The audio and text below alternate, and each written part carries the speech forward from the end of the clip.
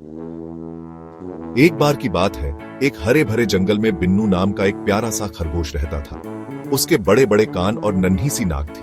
बिन्नू बहुत प्यारा था, पर थोड़ा डरपोक भी। उसे तेज आवाजें और अंधेरा बिल्कुल पसंद नहीं था।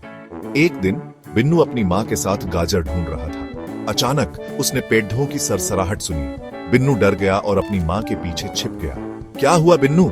उसकी माँ ने पूछा। मुझे डर लग रहा है माँ, बिन्नू ने कहा। डरो मत बिन्नू, यह तो बस हवा होगी, उसकी माँ ने उसे समझाया। बिन्नू ने हिम्मत करके बाहर झांका। उसे एहसास हुआ कि डरने की कोई बात नहीं है।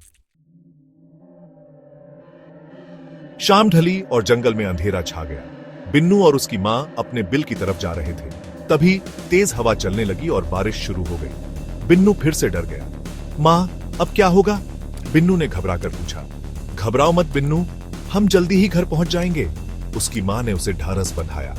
तभी बिजली कड़की और तेज आवाज के साथ बारिश होने लगी। यह एक भयानक तूफान था।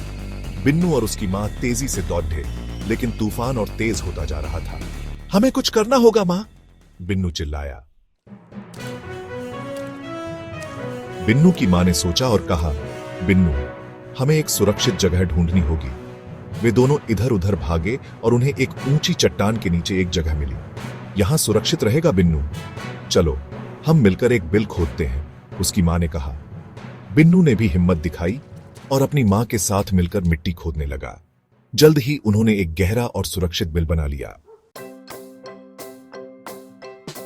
पूरी रात तूफान चलता रहा, लेकिन बिन्नू और उसकी माँ अपने सुरक्षित बिल में आराम से सोते रहे। सुबह जब वे बाहर निकले तो उन्होंने देखा कि जंगल में तबाही मची हुई है।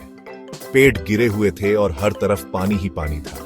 सभी जानवर सुरक्षित जगहों से बाहर निकले और बिन्नू की बहादुरी की कहानी सुनकर हैरान रह गए। बिन्नू ने डर के बावजूद हिम्मत दिखाई थी और अपनी माँ की मदद की थी। बिन्नू, तुम बहुत बहादुर हो, सभी जानवरों ने उसकी तारीफ की। बिन्नू अब पहले जैसा डरपोक नहीं रहा था। उसने सीखा था कि मुश्किल समय में हिम्मत और समझदारी से काम लेना चाहिए।